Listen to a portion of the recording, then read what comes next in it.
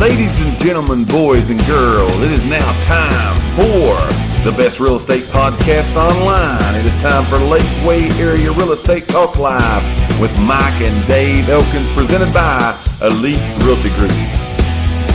So let's get to some real estate talk now. We like to, every time we come live, actually we do, we don't like to, but we do it every single time we come live. Oh yeah, I got you. Man. Be careful, but I got you. We do every time that we come live. We like to talk real estate. All right, we like to talk real estate to you. So we're going to do that today. Here's what we're going to be talking about today. When you're trying to sell your house, you love to get offers, right? You love to get those offers. Yes. We're going to talk to you about some things today that you need to consider looking at when you do get that offer. Okay, everybody is concerned about the price. Yes, and you should be. All right. Yes. So we're not going to talk about the price because that's probably one of the biggest factors that you're going to look at is make sure that you're getting what you want, what you need, what's got to pay off, all of that from your house. All right. So price we know is a big thing, but we're going to talk today about some other things that are often overlooked because we get so stuck on the price. Right. But we get in other avenues and other areas of that contract, and there's a lot of things that go on within that contract. So we're going to give you some of those things. So today we're all in the minds of a seller. Yes, we're getting the offer. We're selling our house. Everybody, let's put our game faces on. Yes, time to put those on. We're selling our house. Today. Here's what you need to be aware of when you get that offer. Here's the first thing you need to look for, other than the price.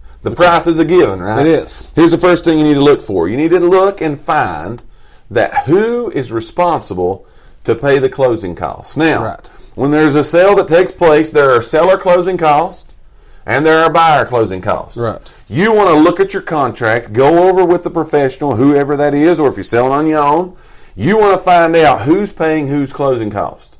We see this all over the board.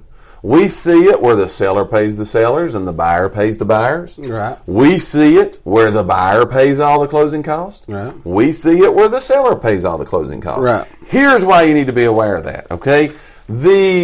I'm going to say average here, okay? The average closing cost on a contract is anywhere from 3 to 5% of the purchase price, right? Right. I'm in the ballpark there anyways. It's not down to the penny, but I'm in the ballpark. So let's just play a game again. You're selling your house for $100,000.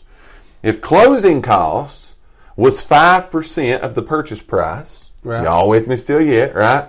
And you, the seller, were responsible to pay those. I'm bad at math, costs, but I know this answer. You would be not receiving, because you're paying the closing costs, $5,000 less than the $100,000 you're getting from your house, because you're paying the closing costs. Right. So if you're on a tight schedule, if that is really important to you, you could accept the $100,000 for your house. Right. It gets you what you need. Right. But by the time you take the closing cost off of that purchase price, yes, it could put you under what you need for the house. Would you agree with that? When people's pricing their house, a lot of times people knows that you are fighting a payoff. Absolutely. A lot of people. The majority of the time. Fighting a payoff. So again, if you price your house, if like you just said, and you're tight, right, that's going to be huge. It's big time. When you come down to the end and you're like, oh, hold on now, yeah, I didn't realize I was coming up, because obviously, right, we're talking about 5% on 100,000. Let's go 5% on 300,000. That number grows. Big time, man. Big time. Big time. Yeah, $15,000. So that's a big difference. But it is not a big difference. That's what I'm saying. That's big. Yeah. So you want to see on there who is paying the closing costs. Now, there's not like a standard. No. You literally see that all over the board. We couldn't tell you, well, it's 98% of the time done this way, or it's 2% of the time done this way. It's literally, that is a negotiable part. It depends. Of the contract. It depends a lot on what's going on. Right. If it's a lot of times, if these people are getting 100% loans to buy your house, right, a lot of times they're going to ask for you to pay their closing costs. Sure. Right. Just the way it is. Because they're going with a no down payment loan. Absolutely. A lot of times these people don't have a down payment. Right. Not that that's a bad thing. No. But I'm just saying that's the type of loan financing they got to get to be able to purchase. Usually a lot of times if they've got too much money saved up, they can't get a 100% loan. Right. So so that's just going to be a factor that you're going to have to take into consideration, even when you're pricing it. Absolutely. And again, keep in mind, remember, it's negotiable.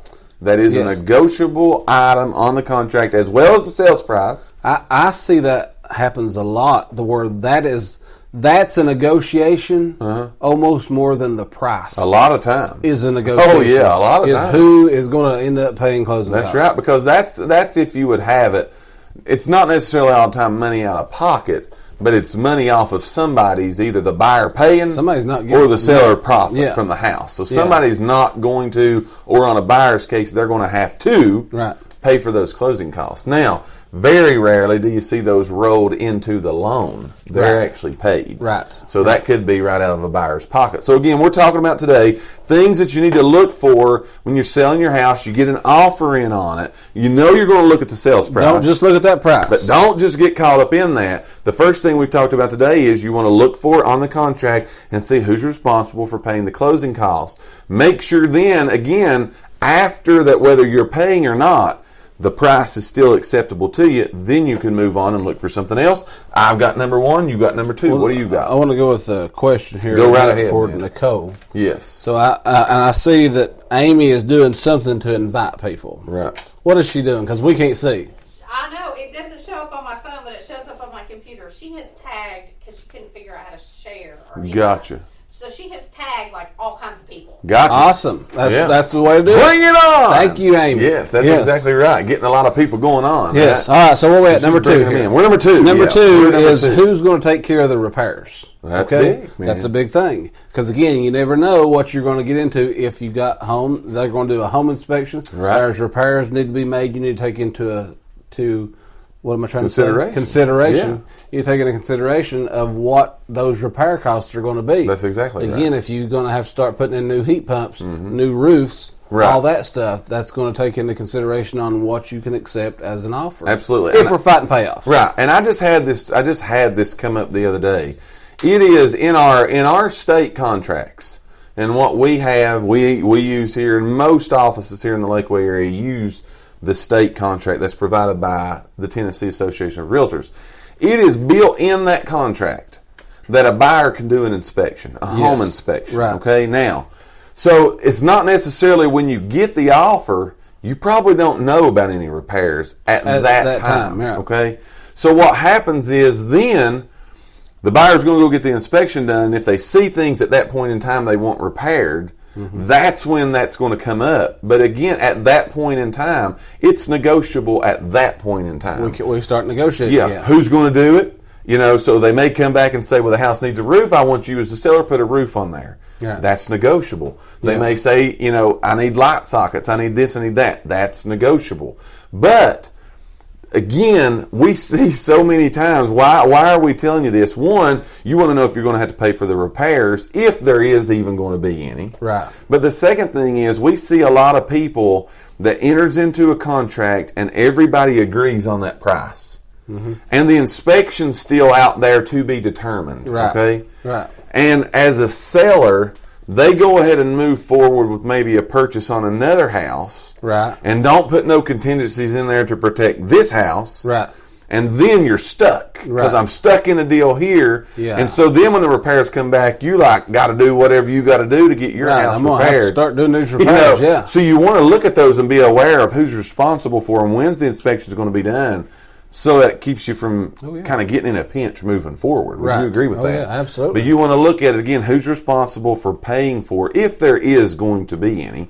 Right. As everything else that we've talked about today, that's negotiable. Right. That's I read negotiable. something the other day, and this might be totally off subject, but it is talking about seller repairs. And it's talking about, I guess, maybe for the buyer. It's kind of for both, I guess, but you could look at it this way, but it's talking about buyers should never ask a seller to do a repair that's under $100. Would you agree with that? I don't know. I mean, Just depends. I mean, I think it's a personal preference. I think it's personal preference. I think it is kind of being petty, though, like you just said about some things about their. Right. But if it's I tell people if it's a safety concern. If it's a safety concern, that's why I was going to say it depends. If it's a safety concern, I pretty much tell a lot of sellers that, look, if they're asking for this, and this, then anything that's really a safety concern, you're probably going to have to do that because an appraisal. Right, when the appraiser comes, he's going to come look, and if he sees it, there ain't no ifs, ands, and buts about it. Handrails, things like that are very common that people want you to do. And again, those are safety repairs, but also, depending on the type of loan that you're going to be getting, it's an appraisal issue too. So you're going to want to make sure that is a part of it. If you just join us, Amy's inviting the world, right? Yes. She's tagging the world. Yes. So let's make sure we tell everybody what's going on here, just in case you've just got in and you have no idea what you've got into. This is episode number 92, Lakeway Area Real Estate Talk Live, presented by Elite Realty Group. We're based right here out of Morristown, Tennessee. We got two things going on today, as well as giving you some real good real estate information. But two things you're going to want to pay special attention to. We have a contest going on where we're giving away 4 tickets to the Corbella Shrine Circus in Knoxville, Tennessee, October the 12th through the 14th, 5 different showings. These tickets will get you into one of those showings. All you have to do to be entered to win these tickets is do just a couple things. Like the video you're watching, share the video that you're watching, invite 5 of your friends, and guess a number between 1 and 92. The person that does those things and gets closest to the number that I've got written down on the back of this piece of paper here is going to win these 4 tickets at the conclusion of the show today. The second thing is we have a would you rather question. We're asking you today to give us some feedback on this. Would you rather have your dream home in a dream location with no power? Right? Dream home in a dream location with no power, or would you rather have your current home that you live in right this very moment and never pay a power bill again? Right? That's tough. You went with never pay a power bill again. I went with never pay a power bill again. Several people, though, dream home, dream location, no power. So it's up to you, but we want to hear from you guys. So Karen today has made a really good point here. Karen said that's why she's talking about what we're talking about today. She said that's why you guys have said in the past that a seller should have a home inspection to see if any repairs need to be made before selling, so you don't risk losing any money. Yeah, you know, you kind of already know up front. Great point by Karen. You already kind of know up front, well, this is what the home inspector sees is wrong, could be potential safety hazards. You're able to go ahead and get them fixed prior to, right? And then you ain't got to worry about that later on down the road. Exactly. So that is an option for you, and it's a recommended option. You should do those things. Again, that just sets your house above everybody else. We're giving you 2. We've gave you 2. We're going to give you 4. So we got 2 more today. Again, things to consider when looking at an offer. First one was who's paying the closing costs. Second one's who's taking care of the repairs. The third one is you want to look at when can we close this deal? Yes. And that's a big one, right? Right. That is a big one because so many things revolve around when's this deal going to close. Right. One thing is that's when you're going to get your money. Right. The second thing is if you are purchasing another home, that's when you probably want that one to close too. Right. That way you close one, buy another one. You ain't got to live in one time your car for a month or whatever. You know, you're able to do those things. Parents' basement. Yeah, that's exactly right. So it is again a closing issue, but you also want to look at it and say, is this buyer pre-approved? Am I going to have to wait on all those things to be done? So on and so forth. You want to know that information up front, which tells you, I'm going to say a close date. Right. To when you're going to be able to close. They're going to put a closing date on that contract. Yeah. I tell people this all the time. There's a closing date on the contract. Mm-hmm. Usually you put it out 30, 45. Some people put it out 60 days. It just depends. That don't mean at that point in time. Right. That's when you're closing that deal. Things happen. That is just a number in the wind. Right. You're saying that if everything goes good. Right. It's not saying that you cannot close before. Right. You can close before. Oh, yeah, close it early. Yeah. If all parties agree. Again, negotiable. Yeah, it's negotiable. Right. Yeah. But I'm just saying that a lot of people put that into that time. Yeah. And they look at that date and they be like, well, I mean, I don't know about this stuff. I'm not waiting 60 days. I'm not waiting 60 days. I'm not waiting 60 days. Well, I'm not saying it's going to be. But so don't take that. Look at the date. But more importantly is what you hear us say all the time. Know that buyer. Yeah. Not saying you got to go meet him, shake his hand. Right. But I'm just saying know as much information about that buyer as you can at that time. Right. Is he really already pre-approved? If you don't get a pre-approval letter with that offer, don't even accept it out. Check it out. Yeah. You want to look in and see those things. Again, this tells you, because you got plans to make. One thing is you got to get out of that house. Have to go somewhere. You don't want to have to pack up everything. Again, only to get up to the day and say, well, it's going to be another month, or it's going to be this, and you're living out of a box for a month, or you've already moved out. Right. You know, and it gets right to that time. So you want to look at those closing dates and see if that's solid all the way through that process. So again, that's number 3. What do you got for number 4? Number 4 is if it's all cash. Yeah. What are you going to do if it's all cash? That changes a lot of things. Well, it could. I never heard this just a while back. Could. I mean, yeah, it could change a lot of things. Yeah. But this is something that you got to take into consideration as a seller. Is just what we said. What are you going to do? Right. If you get an all cash deal? Right. Because that's totally, it can. Right. Totally speed the whole process up. Oh, Lord, yeah. So I actually just know some people recently who put an offer in on a house that was going to be an all cash deal. Right. And the sellers actually would not accept their offer. Right. Because they wanted it to, they wanted to speed up the all process. Cash, we want to close in 2 weeks. Yeah, right. Full price. Right. All cash. Think of that. And the sellers said no. They just wasn't ready for it. Said there's no way we can have our stuff packed up and moved in 2 weeks. Right, right. So, but I'm just saying, cash offers, I don't care what price range you're in, anywhere from $1 to $1 million or more. Right. There is cash. There's people who have cash. Oh, yeah. And be prepared for them to make an offer on your house. Right, right. So then, but take that into consideration. Oh, yeah. And we've said many times on here, you want to have these conversations prior to ever putting that house on the market because you literally don't know. Think it through. That the day you put it on the market, somebody just got to have it and they got cash and they're ready to go. Yeah. We had a whole show one time, do you buy first or sell first? Right. That's a debate within itself. But things you got to be looking for on this, is it a cash deal? And can you pull meet it off? the time frames and the demands? Again, you can ask them. Oh, yeah, it's negotiable. It's negotiable. There's that date again.